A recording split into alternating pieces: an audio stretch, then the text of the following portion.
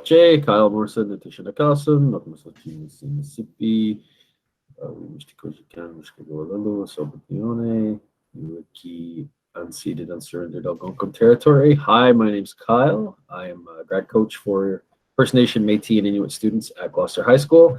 And I'm here with Nim, who I'll give some space to introduce himself shortly. And we're just going to have a little bit of a talk around digital content creation and filmmaking and things like that. And Nim brings pretty great perspective. So I will just open up the space for him to introduce himself and take it away. Honey, Kinawea, Nim'keenhs Dijnakas, Agik Dodem, Wikwemkong and Donjba. Hey everyone, my name is Nim'keenhs Wemigwans. I'm originally from Wikwemkong unceded territory on Manitoulin Island. So I'm a visitor to the Algonquin territory here in Ottawa. And yeah, so I am a digital content creator, filmmaker, what have you. So I've been sitting around talking with Kyle and a few others about like what is filmmaking and where to start. And for myself, I believe that starting in filmmaking, it comes down to just doing it. Whether it's you get a certain kind of camera in your hands, whether it's your cell phone. So you could use like a cell phone, a plain cell phone, just like this one. You could start upgrading your cell phone to have like lenses and to have mics into them. You could potentially start using more bigger, like detachable lens. So mirrorless cameras is like what I use. And for some of those newer social media influencers that are trying to go for the older look, you can actually go to something like this. This is an old VHS tape, you know, so like filmmaking doesn't really, it's not really set, you know. It comes down to like what kind of look you want to do. And first and foremost, your budget in the beginning, you know, like if nobody has any money to start all this stuff, I know all the stuff that I own now, it's taken a long time to get. But for most of you guys that are watching this right now, I think your best spot to start actually going into filmmaking would be using your cameras, your phones that everybody has, you know, a tablet, your laptop, all that kind of stuff. All of these cameras are doing so amazing lately that realistically they're starting to catch up to all of the other kind of cameras. So filmmaking is actually a wide spectrum of where you want to start, especially with today's day and age. Most of you guys probably use TikTok or Instagram, and those have some pretty interesting ways of like editing video. You guys are already telling a story in these reels or these stories, whatever you want to call them. So you're creating content, you're making a film, whether it's a 30-second film, whether it's a 10-second film, all those kinds of things. So that's usually where filmmaking starts. That's awesome. One of the things I was thinking about as you were talking there was lighting considerations. You think that's something you could jump in on at this point? Yes. So lighting is, it doesn't really matter what kind of gear you have, to be honest. To start off with, you could have a $1,000 phone, you could have a $3,000 camera, you can have a $10,000 camera. It doesn't really matter where exactly you started, as long as you have good lighting, because realistically, without lighting, these cameras can't do the things that we need to do. So lighting is actually what helps create the story. If I had a light with me, I guess I could kind of use my cell phone. You know, there are certain kind of things that you can use. So like a flashlight, you know, you can brighten up one side of the face. You can start putting shadows on a certain side. You can put the sun's above my head. Now I'm telling like a spooky story about a campfire, you know, stuff like that. So like lighting really conveys a mood. It conveys your message of what exactly you want your thing to say. You know, like whether it's at night. So what do you do at night? Usually it's the moonlight. So you don't want really orange lights because the moon doesn't tell you that it's orange. You usually see white or blue, you know, when you go walking around. Same thing with a fire. You don't want like a blue light. You want something very orange. So there are a lot of things there that you can start doing. To start off, you know, usually I say Amazon. If you start off with like Amazon lights, granted, they're not the greatest, but it's a start. I've slowly been working at buying all of my lights. And right now I actually have one. Like if I can like grab the camera or grab the laptop, I would show you. There's ones actually just pointing at me. It's actually very bright, and now I got the little dots in my eyes just from looking at it. But lighting, you know, that is the number one key to doing like a very nice scene. So like controlling your lighting, whether it's you put like a very harsh light, which is kind of what's happening right now. If you put like certain kind of things, you can use shower curtains. You know, there's a lot of indie DIY stuff that you can use, and it's called diffusion, and it just makes the light softer. And you know, that helps with certain kind of things. So like filmmaking, or if you want to think of it as a photography thing, like when you see a lot of like models in fashion or this, you know, that's a certain kind of hard light. But you know, when it's a family portrait and stuff, you want to make it softer, like, because it like kind of starts to hide certain things, starts to do whatever. And the lighting, yeah, like I said, it's number one key. Besides audio, audio would be your next thing. Everybody can watch a video that has very skippy video where it's like somebody moves, then they're over here a few seconds later. But if it doesn't sound good, people won't. So if it's very crackly, it's stuff like this, people are just going to like instantly check out of the whole situation and be like, I do not want to watch this because I can't hear the message. So like audio is number two behind lighting, then audio. And then after that, that's when you start doing all your stuff with your cameras. And so when people think of filmmaking, there are a lot of jobs other than just being behind the camera. You know, behind the camera, yeah, sure, you get to see what this is. But like if you worked on like a movie set, a TV show, a documentary, any kind of set, and there are multiple people there, there's potentially one guy doing audio and that's all he does. There's another guy that's doing lighting, that's all he does. And then you have your director of photography, and then your camera person. So director of photography and a camera person, not necessarily the same thing. It could be, depending on certain kind of things, certain kind of budgets, especially in like bigger Hollywood productions. So you know, that's one of the most important things. And that's another thing about filmmaking, is that all of these jobs, even though you're not shooting the film, you're not being the camera person, you're still a filmmaker, because you are using all of these things to make a very good, you know, project. You're making a very good outcome that what you're going to see. I'll use a quick example. The movie that came out a couple years ago called A Quiet Place. It's kind of a horror movie. You know, it's very apparent what it's going to be about. It's called A Quiet Place, so the movie's going to be quiet. But if you actually go back and watch the movie, there's not a lot of talking. So all of the sound had to be even more intense than what it normally is. And this can go into like a certain way of, like, when people are like, I want to be a filmmaker, how do I start? I always tell them to start watching things. Start watching any kind of movie you can, whether it's you're watching Schindler's List. For some of you guys, you probably don't even know what that is. And, you know, from as new as, like, let's say, what's a comedy movie that just recently came out? Let's say any Adam Sandler movie, The Grown Ups.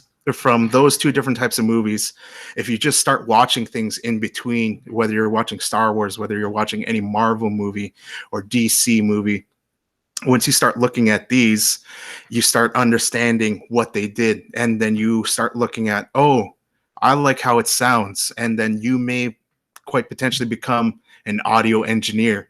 Or you can be like, I like that camera shot that they did here. All of those kind of things. To go back to A Quiet Place, so the audio engineers there, the Foley artists is what they're called, they had to really bump up their game, step up their game, and be like, how can we make a quiet movie the best sounding movie out there? So, spoiler alert, if you haven't watched the movie, they're aliens. And what they do is they listen. So that's the whole premise of the movie. That's how we figure it out.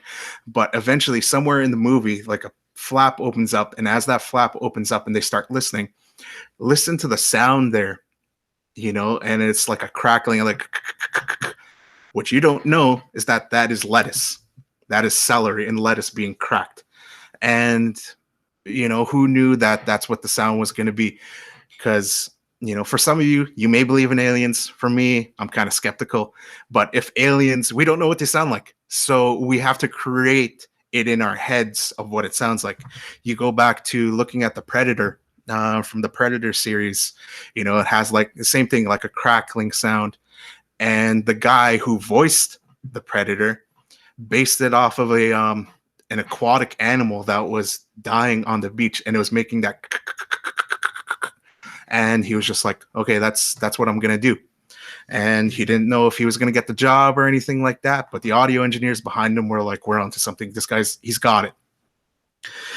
So there's that, there's Foley, the lighting people. I can't even think of like a good lighting movie. I'll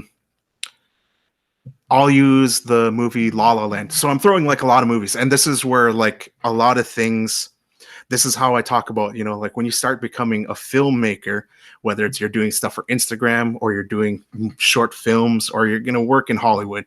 La La Land, same thing. It's like this musical kind of like dance thing, but like the colors in there are so rich that they had to do all these things to the lights. They had to create feels. They had to make it feel happy. They didn't have to make it feel sad. They had to like really emphasize the sun going down, so like the camera itself doesn't perceive what the human eye can see. So just like pointing this at the sunset isn't going to see exactly what we see. We have to do a lot of things to this to like actually make it look like that. So, like I said, filmmaking, how do you do it? Consume.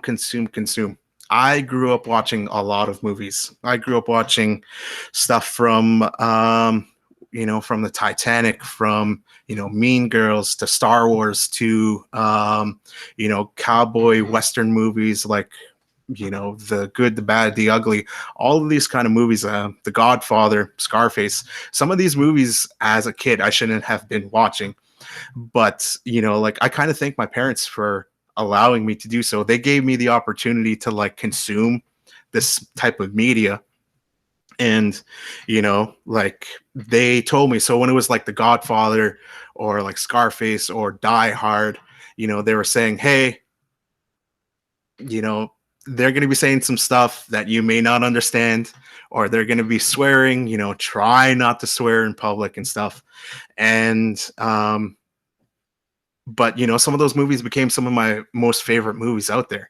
And so like watching them and just being like, what did they do here? Like using certain kind of lenses also conveys a message, like it helps you focus on whether who's talking. I got like certain little lenses for my computer here that I could zoom in without doing anything digitally, or I can make like a super fish where you can see like a lot of the area that I'm sitting in. So like all those kinds of things go into creating films. And like a couple days ago I had somebody ask me, are you a filmmaker? And I had to think, am I?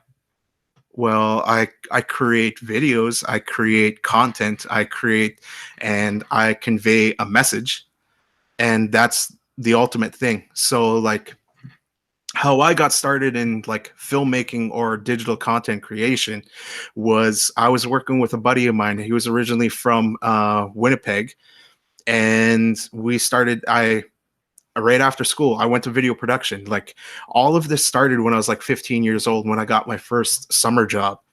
And there they put a camera in my hands and said, you know, there's something happening in the community. Go home, go over there and go shoot it. So I was like, okay. And so I started doing that. And then eventually I started getting into it more and more.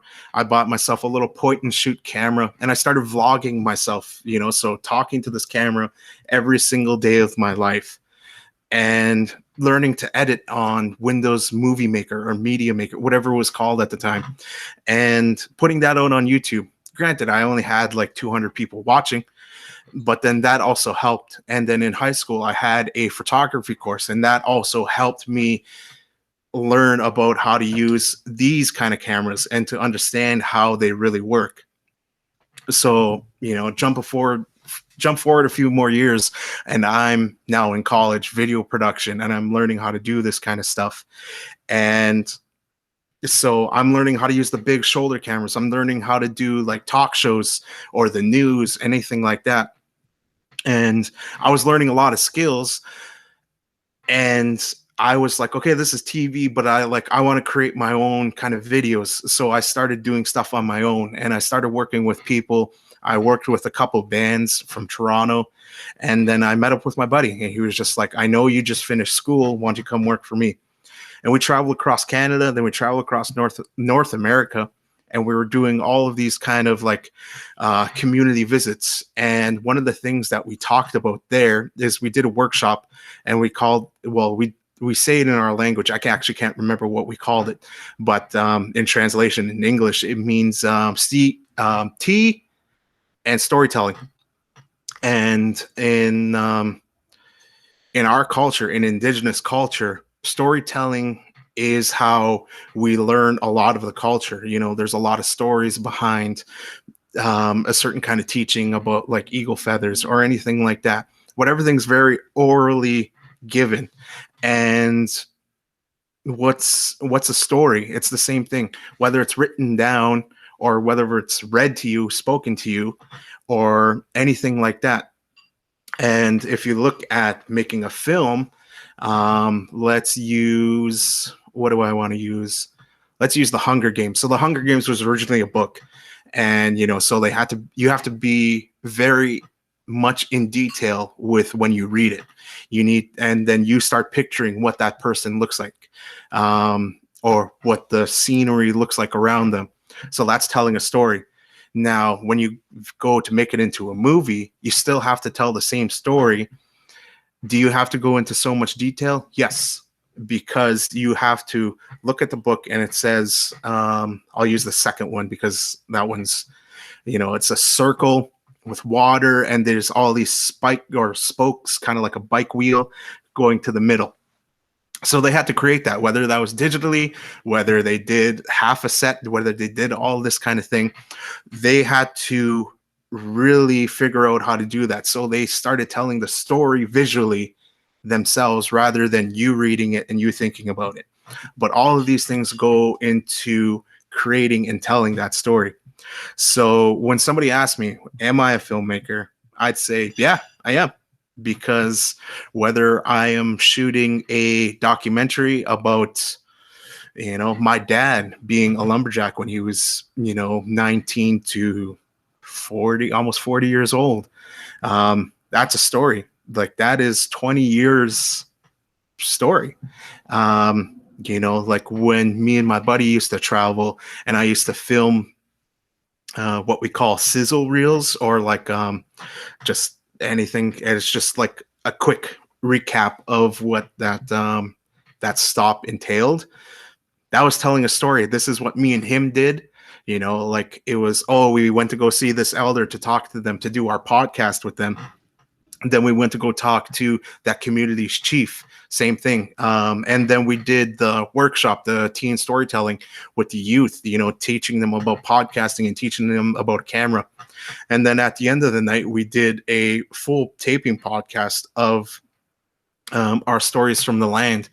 And we had a bunch of storytellers there. So filmmaking is telling a story and telling and having a message, whether that message is, you know, about culture, whether that message is about, friendship, loss, grieving, or finding new friends, or battling racism. In the past couple years, a lot of movies have come out. There's 12 Years a Slave. There's The Green Book. There's all of these different kind of things that like tell a certain kind of story, and that some people may not even know about. Right now we live in a time that some of these things that are happening in today's day and age, in today's world, will eventually become history. The stuff that happened down in the States, like last year, in 2020, like the rioting, the just recently with the founding of the 215, all of that stuff is history. And eventually, maybe, who knows, either that becomes a documentary, it becomes a movie. There are so many messages out there. And for whoever's watching this right now, anyone that is sitting there, there's a message that you have. You may even personally have something inside you where you're like, I don't know if I want to write a book or if I want to make a movie, that there's a message there. And how to get it out is up to you. Whether you do it through TikTok, whether you do it through Instagram, Facebook, YouTube, whether you do it on a book, write a book, or whether you do a video, a short film, anything like that. That's probably one of the best things that a lot of people can do, is tell a story or go find a story and help create it to bring it to a wider audience so that they can understand that story themselves too. So I'm sure Kyle has a lot more questions for me. So we're going to go. I'll let him. I'm going to take a drink. Yep. Yeah. So that's awesome. A lot of what you're talking about, I think, is really helping make the connection, right, with what we're hoping this course gives students an opportunity to do. I love, right, like what I'm hearing you say about lighting and audio, and actually the video part is like, there's a lot of trial and error, right? There's a lot of like, what does this device in my hand actually do, and finding out what this, right, the adjustments in the settings are, and all those things are, right, like they're so user friendly now. It's like, just go for it, right? Like that's essentially what I'm hearing you say in terms of get started. I wonder if you can sort of transition to talking about editing a little bit. Editing process and the sort of concepts that you shared the other day around editing. Yeah, so same thing, like how I talked about lighting and audio convey a certain message. Editing can also do the exact same thing. So like I'll use any movie out there. When they film a scene, they film it about 6 to 8 times in different angles. And really, it depends on what's on the piece of paper. And so there's the director of photography. They sit there, there's the producer, there's all of these people. So what we don't see, picture I'm in a scene right now talking to somebody over here. Behind the camera, so where you guys are sitting, there's about 10 to 20 people sitting there. And they're all making sure everything's on the page is being done. The director is thinking about a certain thing. The director of photography is thinking about a certain thing. Producers, they're all working to create some of the best work that they can possibly do at that time, whether it's budget related, all that stuff. They think about it. And then, so they're all telling a story in a certain way. Now, once all of the thing has been shot and you go and edit it, you can really tell a different story there. So for an example, I don't know how many people sitting here listening to me are superhero fans of the superhero movie genre. So for the past 12, 15, I don't even know, 2008. So is that 13 years? No. Whatever. I'm pretty sure it's 13 years. So 2008, Iron Man starts, and it creates this whole big thing that just a couple years ago, one of the final movies of the whole Marvel Cinematic Universe happens. So in that time, that those have been edited a certain way. And then you go over to the other side, and for a long time we've always known about Superman, we always known about Batman, and then recently they just started doing the Justice League. So they brought in Aquaman, under Wonder Woman, and all this kind of thing. And in 2016, 2017, around that time, they started creating the Justice League. And originally the person that was directing it had a family crisis. So he lost his daughter to suicide. And he said, I need to take some time out of this to, for myself, to work on myself, to be with family. And, at the end of the day, the production company, Warner Brothers, said, no, we're going to get somebody else to finish the movie. Because in this kind of line of work, time is money. And so, they put so much money into doing that, they needed to get it out as soon as possible to get that back.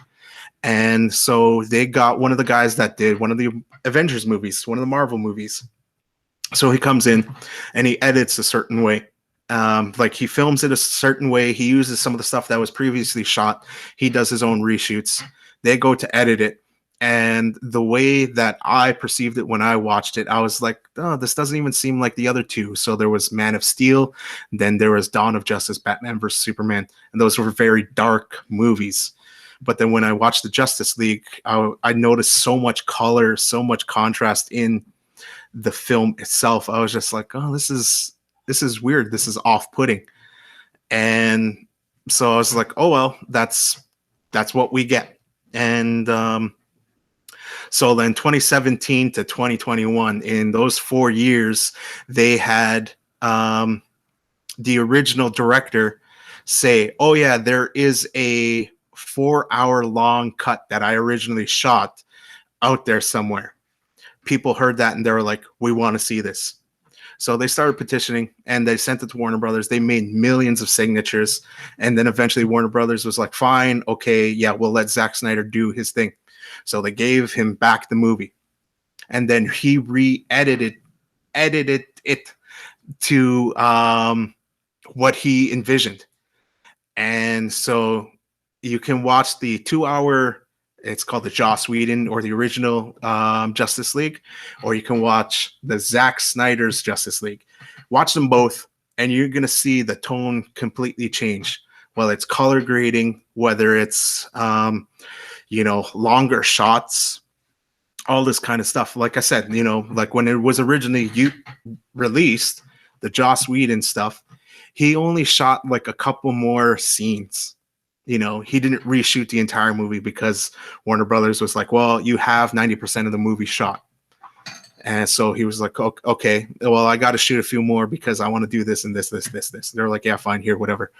And then, so with the Zack Snyder thing, when it got to him, he still had that 90% shot. And he was like, well, I still need like 3 more scenes. So they're like, okay, go ahead. Here's the money. Go film it. And so when Joss Whedon took it, he made a lot of scenes short. Zack Snyder took it. He was like, I wanted the scene to be longer. It's a guy walking into a bank, which actually takes 40 seconds longer.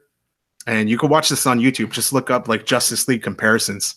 And, all of these people talk about how it conveys a message, like it's a buildup. We don't see the guy that's walking into the bank that's potentially going to rob this bank.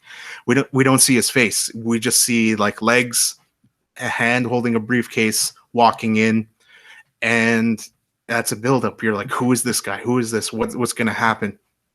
But you look at the original, the Joss Whedon stuff, you see him walk in the hand for like a second, 2 seconds, 3 seconds, and then it instantly goes to this guy's face like, oh, here he is. So, like, is there a buildup there? Yeah, when you originally watched it. Now, if you watch the new one, you're going to be like, oh, this is completely different. Same thing with like, I'll use Star Wars. So originally back in the 70s, it was filmed a certain kind of way and only on such a small budget because people didn't believe that Star Wars was going to be a big success. So a lot of people have not seen the original way it was released unless you were there. And I don't even like. I'm looking for the original, like VHS tapes to watch this movie, just to see the differences. But like the director George Lucas, he himself knew that he was limited to that day's technology, and in the past 20, 30 years, he's actually been before he sold it to Disney. He was actually re-editing and putting new things in because he had the technology to do so. So like that changes the feel, like all that kind of stuff. When it comes to sound, like I'll go back to sound again and I'll use Star Wars. When I watched the movie Rogue One, Darth Vader's voice sound, like he's the baddest dude in the galaxy. Like we already know that. Everybody wanted to be Darth Vader for Halloween. But when I watched Rogue One and I heard his voice, and because he's older and he talks a bit slower, his actually voice is getting more deeper than what it is. And I was just like, oh my God. I'm like, they got to go redo every single line of Darth Vader's voice to redo that, because it would make him even more, menacing. And so like re-editing, is it a good thing? I don't know. Like there are certain kind of things in movies that the extended editions or like the director's cuts and stuff, these things come out all the time now because, let's use Lord of the Rings. Lord of the Rings originally, when it first came out, was, I don't know, let's say 2 hours long. Now you go to Netflix or wherever it is right now, Amazon Prime, those movies are all about 3 hours long because Peter Jackson was like, no, I want to throw some more in there. Or, there's this one scene that they told me to cut. I didn't want to. You know what? We're going to re-release it as a director's cut. And this is what I want the movie to be. So those kind of things, if you ever sit there when you're watching a movie that you've watched before and you're like, was this scene here? Like when I originally watched this in the theaters, most likely it was added in. There are certain things added in, certain things taken out, like all these kind of things. So editing, that's also another way of being a filmmaker, to tell your story. Do you want the message to be super fast or super slow? Let's look at a documentary. Somebody's talking about, I'm a musician, and like he has a very high pace, high energy. You want the cameras to cut from here to here to here to here quicker. Compared to, let's say you were doing a piece on mental health, and people are talking about some of their stories that like mean a lot, or that are somber, that have a sad tone, or when they start talking a little bit lower, slower. You don't want fast cuts. You may just want to stay on one long shot. So like editing in itself is also another way of filmmaking.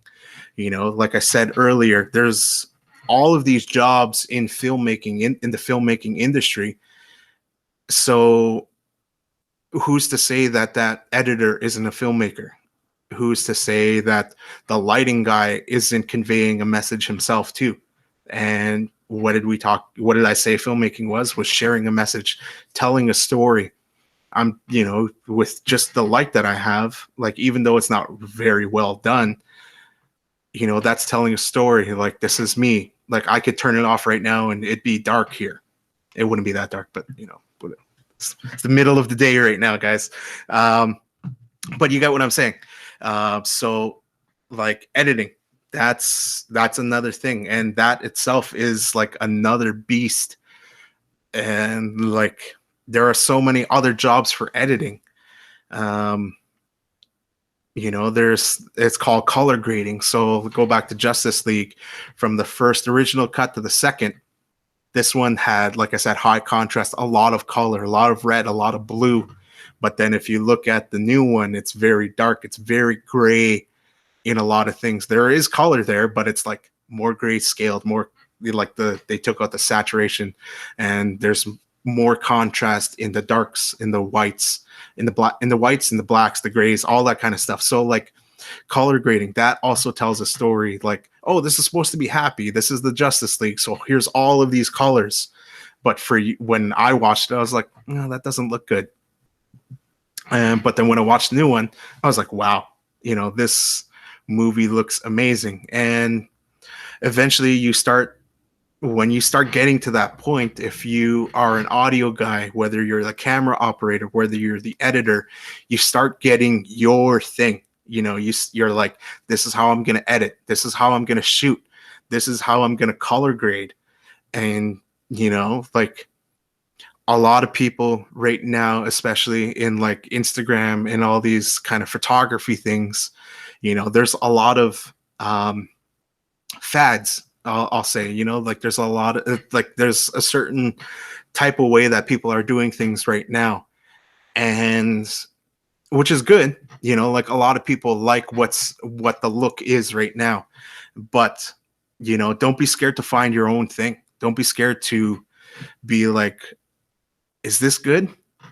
Because I'll tell you right now, from when I started doing vlogs in high school to if I wanted to do it now, what I didn't know then and what I know now, yeah, sure, my vlogs will look 10 times better. I'm not going to say 100 times better, because like there's always more room for improvement, and there's no such thing as perfect. And the last time me and Kyle spoke and we were talking about this thing, I talked about perfection, and somebody brought up perfection, and I don't believe in perfect. I believe in better. And with why I say that is because in Indigenous culture, what we're taught is that nobody's perfect.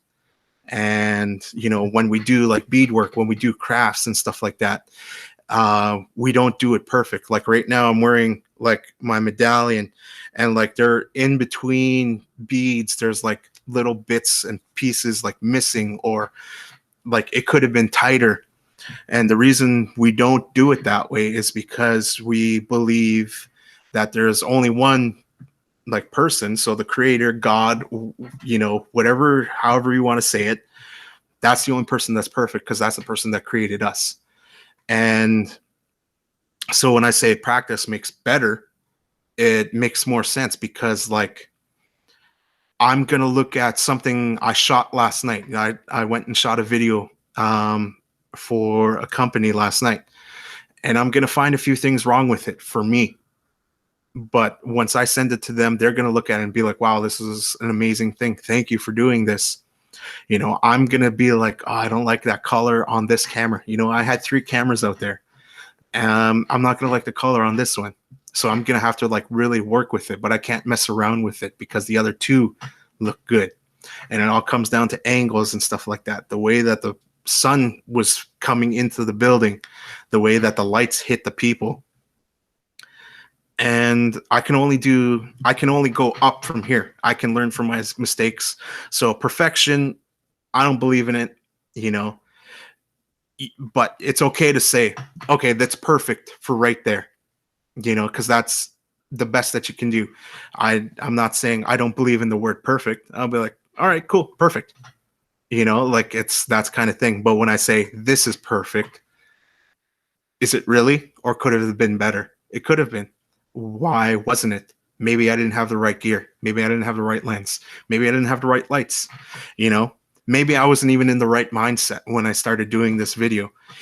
So like all of these kinds of things, when you start doing videos and start creating film, like you have to be in it to win it kind of thing. You have to be like, okay, I'm doing this video. I have to forget about everything else. This is what I'm doing.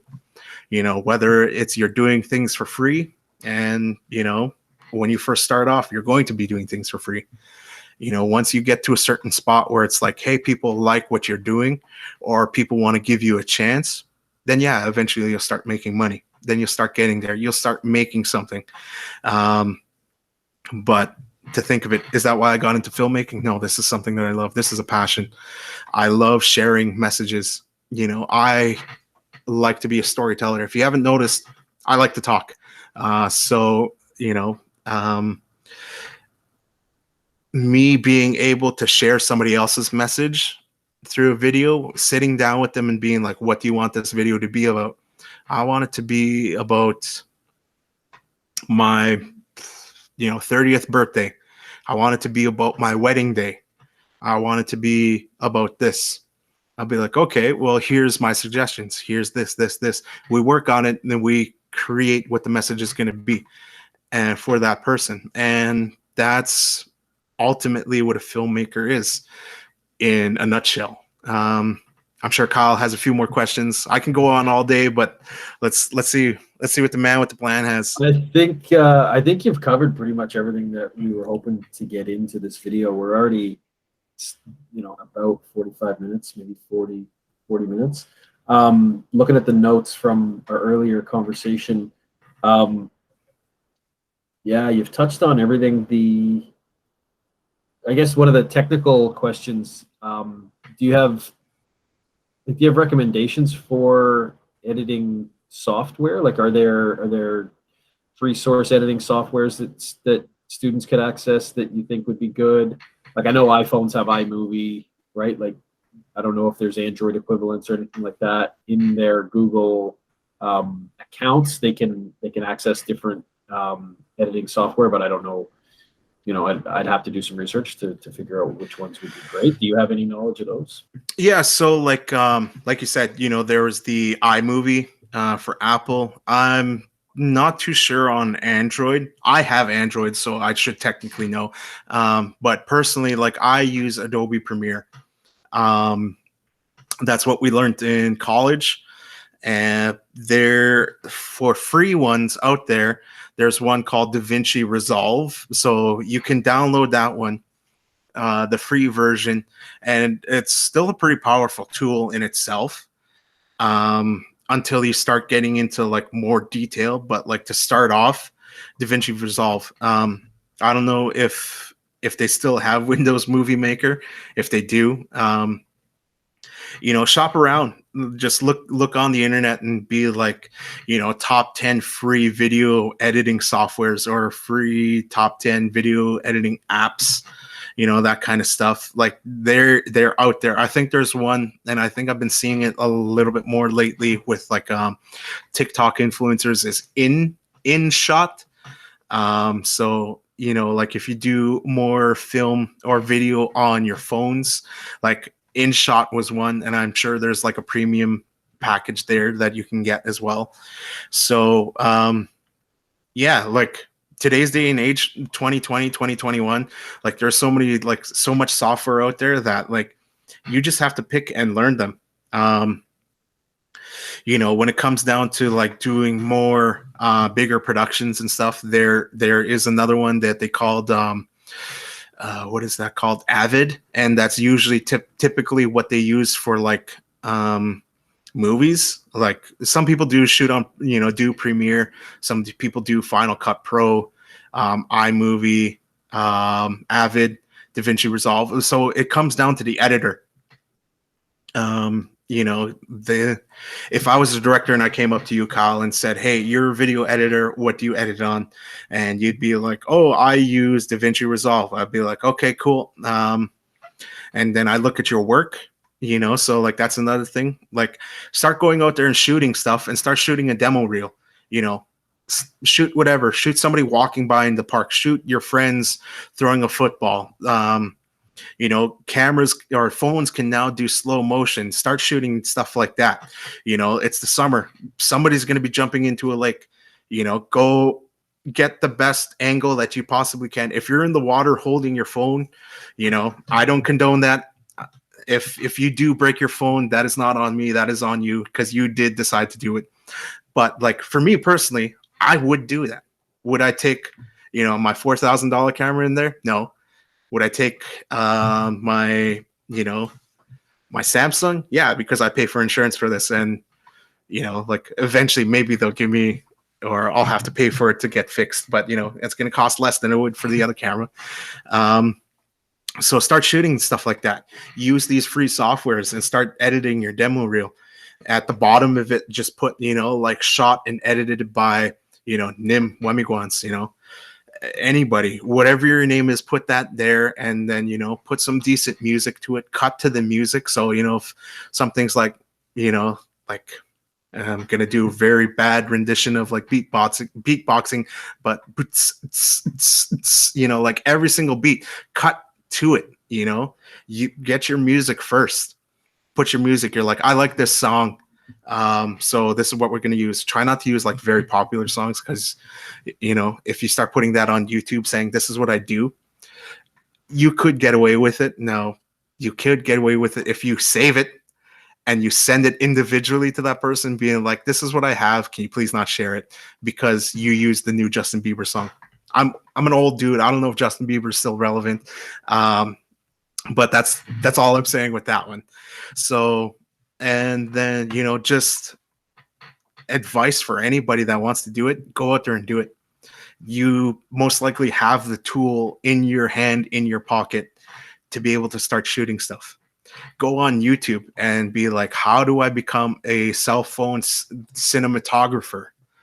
You know, then they'll start teaching you how to use the pro version, because every single phone has a pro video, a pro photo. They have all these kinds of things. You know, use your slow motion, like understand how things work.